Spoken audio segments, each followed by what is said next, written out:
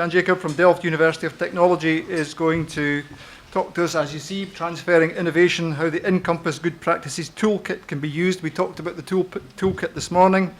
After Jan Jacob has given us his thoughts, we will have some reflections from Astrid and Michele. But in the meantime, over to you, Jan Jacob. Thank you very much indeed. Thank you. Is the mic working okay? Yes. Okay.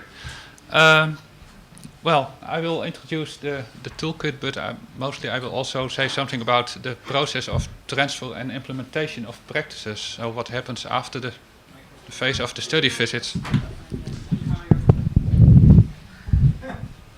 This is better, I think. I prepared this preparation in cooperation with my colleague Arie Romein, that most of you will know. He's sitting over there.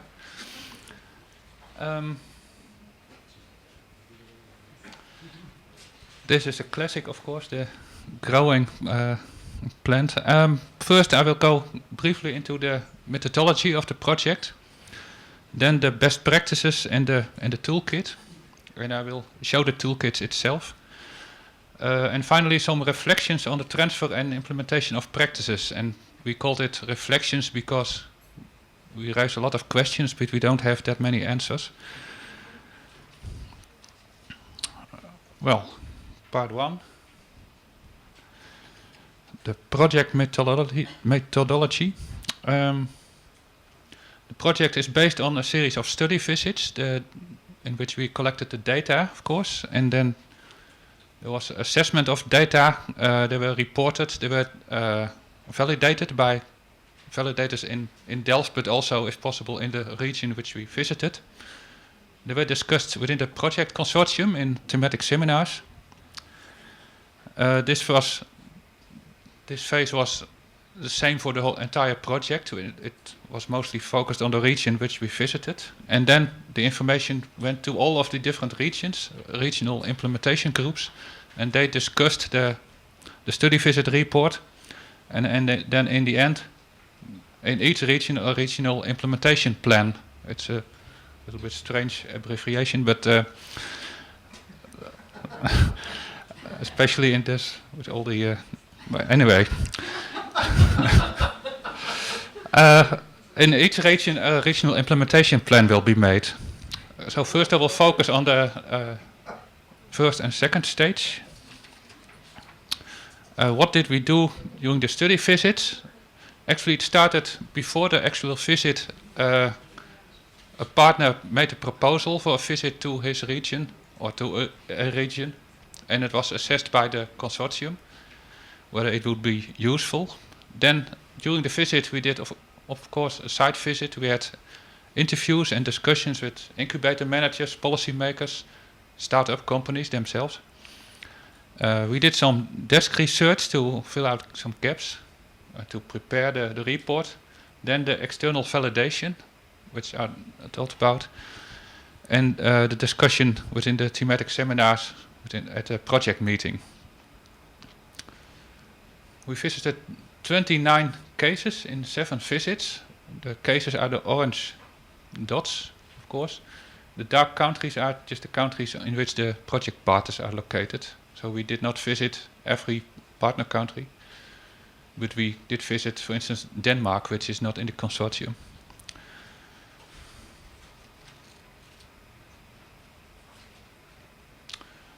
Then something about best practices, but they already have been discussed this morning.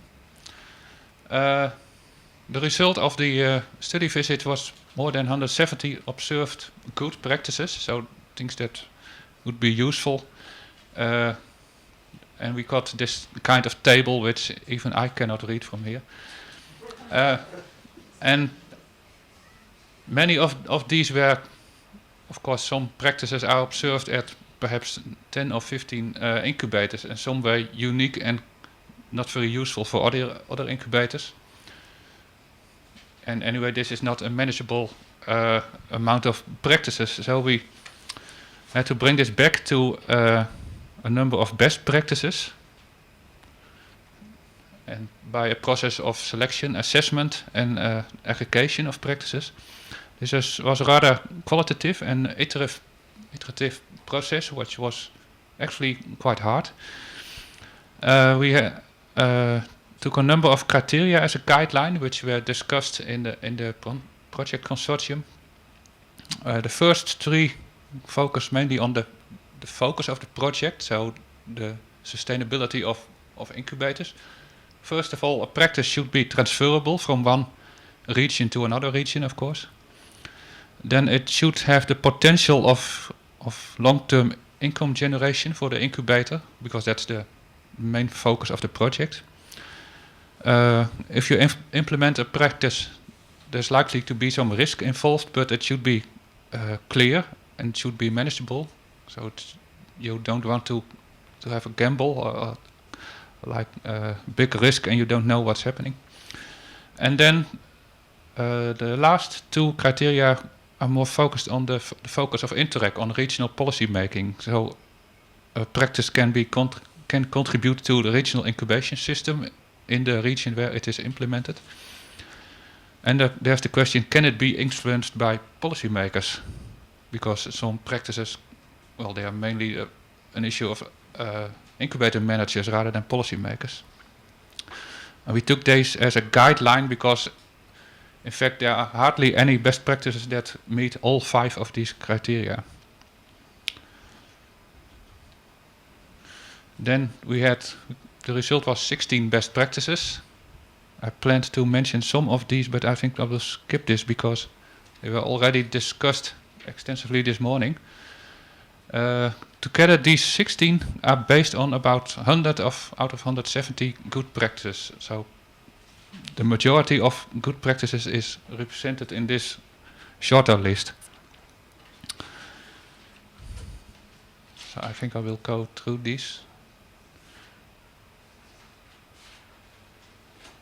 That is basically what was discussed this morning.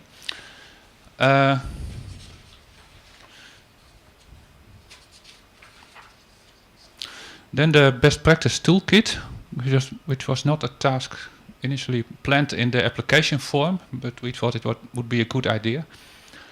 It has 2 purposes. First, to provide a kind of tool for policymakers and other stakeholders, of course. And secondly, to present the results of InCompass in an accessible way to a broader audience. So in that case, it's more or less like you would say a final report, but we choose the form of an interactive file rather than a paper report. This is what it looks like. Now I will do something advanced.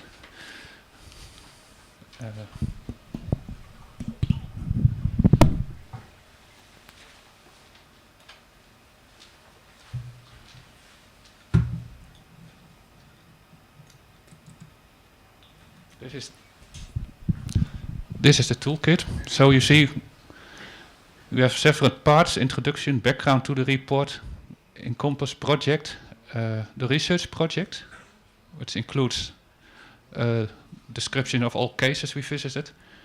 Then the best practices, which is the main part. Then something about the implementation and transfer of practices. Well, and then some acknowledgement, references, etc., etc. There's a link to the website here as well, I think. A link to other websites. So, for instance, if you click here, you go to the chapter on research project, and we can see the various cases visited, and description of the actual incubators we visited with the website. If they have didn't have an website anymore because there were some changes. And we can go back to home and, for instance, best practices. They're summed up in a table. So these are the 16. These are the working groups. We see that working group 2, which was really one of the most interesting working groups, but unfortunately not the most productive in terms of income generation. That's the reason mainly why there's only one best practice. So you can click on one and then you get the text, a description according to the 5 criteria mentioned before and some examples. And you can go back to the table. So that's basically the toolkit. Here's another one. and you can, well, you can go back. I will have to leave it again. And continue with it.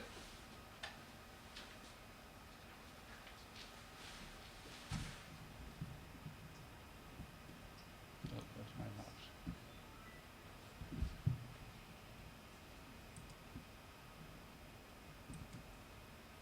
Okay.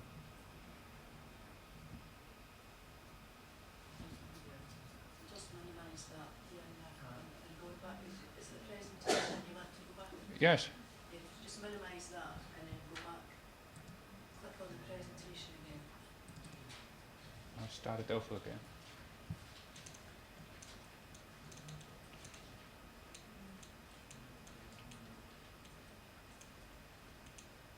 So here we are, the last part of my presentation. It's on the transfer and implementation of practices. This is a brief summary of the project. To the left we see the research part, say the data collection. In the study visits we visited case studies, we did an analysis, we had good practices, we did some selection and aggregation, and then we had 16 best practices. And you see the 5 criteria where they all work out actually the transferability from best practices to other incubators. And the part to the right, that's actually the most difficult part of the project, we think. That's the transfer and implementation of practices. So they work out on the financial sustainability and finally, perhaps, hopefully, on the regional incubation system. And then on the top there's the question, what's the influence of policymakers? There are some dilemmas and lessons we learned during the project with regard to implementation. First, there was the dilemma of what's good for the incubator and what's good for the incubatees. Many things we saw during the project were mainly focused on the interest of the incubatees, so the startup firms. And it was quite interesting, but actually it was not the aim of the project. So that we all the time we had to be careful to stay in focus on the right topic. Another thing was INTERREG is very much focused on regional policymakers, and implicitly that is assumed it's public policymakers. And many of the practices we saw were focused on the management of the incubator. So that's also kind of a dilemma we saw. And finally, it was important not to focus on just an individual incubator, but to look at a regional perspective. Because, well, you have the regional implementation system, but also you have the focus on regional policymakers. So if they have to make policy, you should look at the regional level. Otherwise, we are quite sure that they don't have that much influence. A problem is that the transfer of practices between regions, you would say just quantify and codify the practice and you can transfer it, but that's not how it works. It's more difficult because in many cases it includes tacit knowledge, so that's implicit knowledge which you cannot put in numbers or write down, but it's more know-how, very nuanced. On the context of the case studies we observed, but you should also have knowledge on the context of the region where you want to implement a practice. And one of the characteristics of tacit knowledge is that it's best transferred by face-to-face contact. So that's what we are doing in the project, but the problem is for face-to-face you should know exactly which practice from which region is implemented in another region to bring together the policymakers, and you don't know yet. So that's a problem. And you need what we called dual contextualization. So you need really in-depth knowledge on the context in the region of origin where you observe a practice, but also in the region where you want to implement it, what we call the context of origin and the context of destination. And this, so it can be institutional knowledge, legislation, economic aspects, culture. We saw a lot of different cultural differences between, well, if you compare incubators in, for instance, Greece or Portugal to Sweden or the United Kingdom, it's very different. Within the project, this was taken care of by the regional implementation groups, which were specific in each region. They included the project partners, but also representative of the triple helix, so knowledge institutions, policymakers, businesses, incubators. On one hand, they assessed the study visit results, the context of origin, so to say. They did so from the perspective of their own region. So on the other hand, they also have to access their own regional incubation system to know their regional needs. In Delft, we did this by means of a SWOT, but you can do PESTEL, which is something like that. And I know in Greece, for instance, they did a huge survey among stakeholders. And then finally, the result is the regional implementation plan. So that's all good within the project, but, well, what about transfer and implementation of practices after the project or to other regions than the project consortium? That's a problem because you have no control over it. And in INTERREG Europe, we saw this morning that there will be a second phase of monitoring, which is good, but still it's limited to the partner regions, as far as I understood. So, and of course you want your results to spread also to other regions. That's the aim of INTERREG, transnational learning. Then you have best practice guides or toolkits. But they also can facilitate dual contextualization only to a limited extent because you don't know what's the context of destination beforehand. So I think this is an area where some dedicated tools are really needed. This is not a project, not a problem just of InCompass, but for many projects based on transnational learning, from the exchange of practices or policies or whatever it's called from one region to another. You don't know what will happen after the project. So I think developing some kind of method for this is a challenge for future projects, which is really needed. Okay, so this was my presentation. Thank you. Oh, and the toolkit should be on the website today and also on the memory stick in your conference bag, together with all the study visit reports. Okay. Thank you. Thank you very much, Jan Jacob. Astrid, you're going to give us some reflections on the toolkit? And Michele? If you'd come up and give us your reflections as well, thank you very much.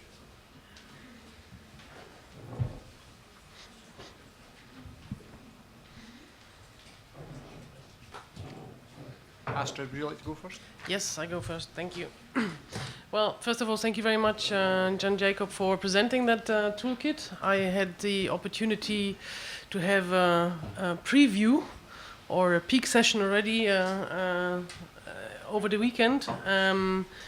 And I must say that I'm actually really impressed with the work that has been done and that has been going into that toolkit. I would say it's an extremely useful document for the practitioners, not only of the InCompass regions, but also of practitioners from other regions. So I believe that there can be a lot of synergies created. I have already tried to do so by adapting a little bit my presentation here and showing you what other cases were there that are going in a similar direction.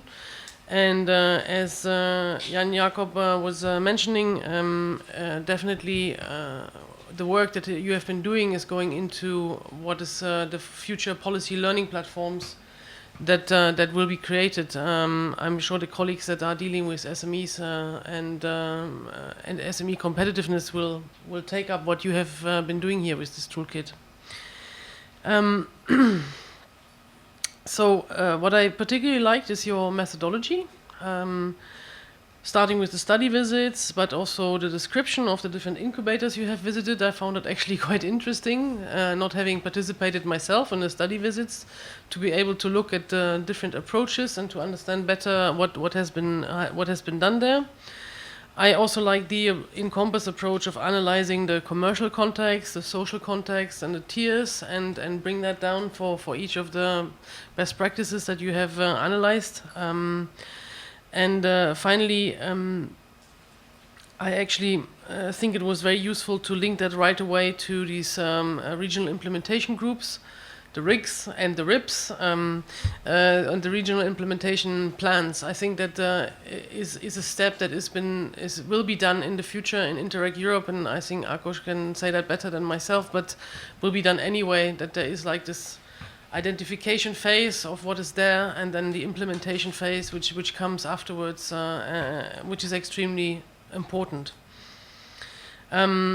Having listened to the conversations we had earlier, you might want to consider also saying something about or emphasizing a systems approach. I think the context of the incubator in which it thrives and lives is very important, and maybe also the crossroads. In my experience, that is where, on the crossroads between industry or of different people, be they mid-class with money or unemployed without money, I think where different people, industries, cultures are meeting, there is where innovation can be created and where new things can be done. So I think that might be something you could also emphasize. In general, the business model approach seems to, for me, that you're actually developing a real business model for your incubators. So how can you finance yourself? What sources of financing could you find?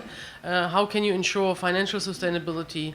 I think that is very interesting. I have not yet seen it so well done before, because it's really going down to running it like a business. And at the same time, I think we should appreciate also that this is not only about markets and business, it's also about society. And I think the discussion this morning has shown this very clearly. So society has a strong role to play in that, and that means that also the public subsidies or the public money has to play a strong role in that, where the market failure is there, where we want to include alienated groups, where we want to preserve the environment, where we want to do things which are in the general interest of the society. I think we also have to live with the fact that the society has to invest some money in that. Finally, the criteria for choosing your best practices. I think you have done a great job to go down to less than 10%, so well done. Transferability, maybe also here a suggestion. I don't think you can transfer entire practices. I believe you can only transfer certain elements out of a practice, which then can fit into a different context. Maybe that's something you want to address. And in general, on the InCompass project, what I have felt is that there is a bit of confusion between clusters and incubators and definitions, and so I don't know if that is something you can address or you want to address, or if it's opening a Pandora's box. But maybe it will help to at least kind of contextualize it. It's a new word I learned here. So to see if we can do something with that as well. Yeah. Okay. Astrid, thank you very much. Michele. Thank you. Thank you also for inviting me, John Jacob. When I saw that it was not anymore in the program, I was relieved. But then, anyway. So sorry for everybody else that you have to listen to me a second time today. I'll try to do it short.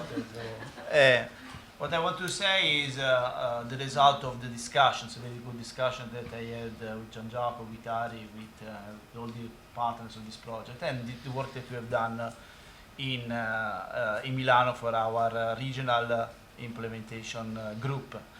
But I have to say that most of the things that I will tell you now are very similar to what Astrid said before and then, and by chance, but possibly because I think that there are reasonable conclusions from experience that many of us are doing in this period. First of all, Astrid concluded saying that maybe we should clarify what is an incubator, what is a cluster. I have to say that one of the problems that we had when we organized our visit, study visit in Milano was, okay, what is an incubator? Because we had in mind, let's say, first generation incubators. And then we went there, and the more they were first generation incubators, the less sustainable they were. So either we compromise a bit on the definition of an incubator, or it's difficult to find sustainable examples. And of course there are differences between incubators and clusters and ecosystems, but still they are part of a living organism. If not, incubators in a vacuum, as some of you that run incubators know how difficult it is not, they are not going to change the local environment. The second point that I would like to do is about business models, as you said. Business models are very important, both for the incubatees and for incubators. Now we have in mind again a model of innovation that is very linear. Someone has a bright idea, and maybe in a lab, in a university, and let's build a business around it. It doesn't work like that. And more and more is about business model innovation at the level of startups. Why should not be the same at the level of incubators? Incubators, they have to find a business model. And we have seen, I think InCompass, and especially the scientific coordinators did a great job in identifying some business models for incubators that if you go through the document, I think you will find very, very interesting lines on that.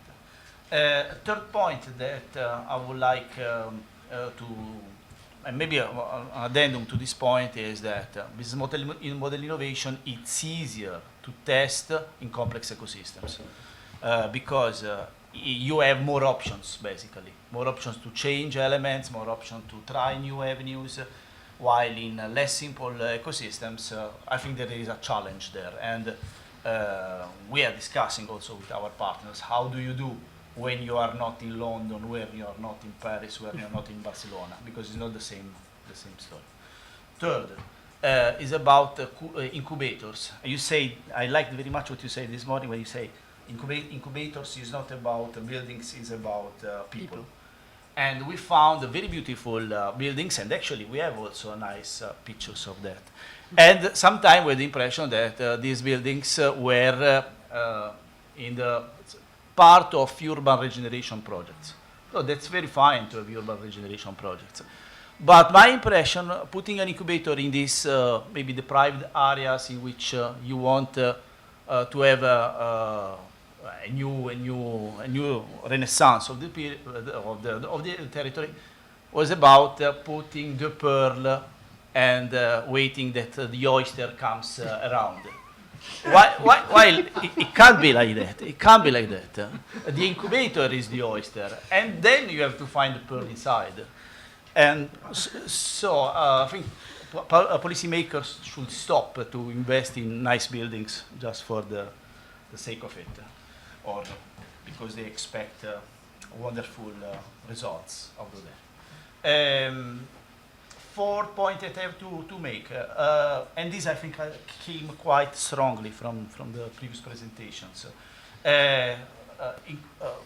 Policymakers or public administrators, they are not managers of incubators. It's a different job. So please stay far from that. And I don't know if any region here there is someone still managing incubators. I think it's not your job. Most of the time you are not qualified to do so. There are people trying. Let them fail maybe or succeed, and then you can learn from them. But the dimension of the system is extremely important, and again, is a point that Astrid made earlier on. What we have seen is that at the local level, and possibly other partners have experienced that creating links between incubators themselves that maybe they didn't know each other so well, and between incubators and other parts of this ecosystem, was much more valuable than giving money to this and that incubator, because foster a sense of collaboration rather than competition, and help them to see themselves as a part of a whole. And on this sense, I think that public administration, public institution, as they are generally neutral or perceived as neutral independent bodies, they have really a lot of to do on that. And the last one is about, again, reversing the approach. This is a bit of a conclusion of what I've been saying so far. We started, and also the project is about policymakers going around, identifying good practices and telling people, incubators in the region, what they could do. We have seen, I come from Milano, and our, let's say, oldest incubators, they have around 15 years, maybe even more now. So they are, I can compare them to teens. And if you deal with teens, you know you can't really tell them what they have to do. They want to have their say. And in this sense, they also bring knowledge and experience at home that we as older parents don't know. So instead of having this patronizing approach certain times, it's better to learn to listen to them and to see what they have to teach us. And possibly, maybe shift the attention, the focus of policy making from the incubator itself to the incubation processes, even though this means to stay on a wider level. Because when we saw, again, Astrid this morning, when she explained that doing business in Sweden, no? Sweden was the 4th country, or the most, and she said, Belgium is not even there. I was so happy that she didn't mention Italy. And where is Italy? How do you expect to be a successful incubator if you stay in a country that maybe is not in the first 50 countries? No, it means that you have to create an island there. How difficult it is. So, if policymaker, please deal also with the wider factors. I think you can do a real good job also for the incubators and the incubatees. Thank you.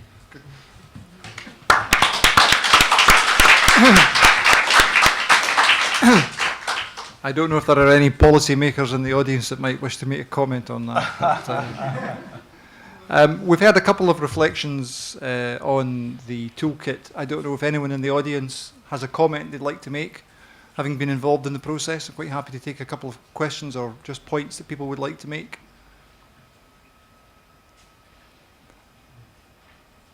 There we go. Matt? It just reminded me of something actually many moons ago when I first became an economic development officer. Anybody who's undertaken that role knows what demanding job it is and how varied it is. But I was sort of struck when I sort of got plunged in the deep end by the fact that there was no real training manual. Sorry, start again. I was reminded of when I first became an economic development officer, which is a very demanding role, varied and demanding role. But I was struck when I first started that there was no sort of training manual. But it occurred to me when I was reading through the toolkit that this is actually a very useful introduction. And I'm just thinking about the, potentially ways that we could potentially promote it amongst various networks. Thank you. Any other comments or contributions from the audience? Vladimir? Maybe I just want to add one comment. What was the topic on our discussion on the regional implementation group? It was mostly about what's the role of the public sector when starting such new activities. Because usually what's happened and what we saw is that the public sector usually set up a new institution and start providing the very similar services to the commercial for free. And this is something which is not good for the market, because also in Bratislava we have 3 or 4 activities already running by private sector. Some of them are more successful, some of them not, but actually they are doing their jobs, asking money from the young people who want to start their business doing services commercially, and then when the public sector come out and create the building and do everything for free, this is not very good. So what we try to promote is not build a new building, but rather try to create a mechanism that will support all of the incubation processes, and doesn't matter in which building it's running. So just set up the process, define the cost, and let's say if you want to start your business in the hub, you can become a part of some incubation scheme and get the advantages of the mentoring and support and access to other funding, and you can make a decision in which creative center or co-working you can be placed. And another point I want to make on this, and what is for me is also missing and can be maybe for some ideas for future project, is more about comparing and benchmarking on both level, on incubator as well as businesses. From incubator, it will be very good to be able to compare how much money they spend on marketing, on the mentoring fees, what's the success rate, in which particular sector, because it's really different if you look at the crafts, where it's quite, let's say, low-skill job. Maybe you need to have some talent, but it's different type. There's the scalable jobs as online games or something like this. And in all of these sectors, what the people are usually missing is to have a really good practices or examples how it looks like. For example, if you want to become a game developer, you need to have an example how the business plan or business model for game developer will looks like. And I think that we had a good presentation on the midterm conference exactly about game developer from Sofia, I think.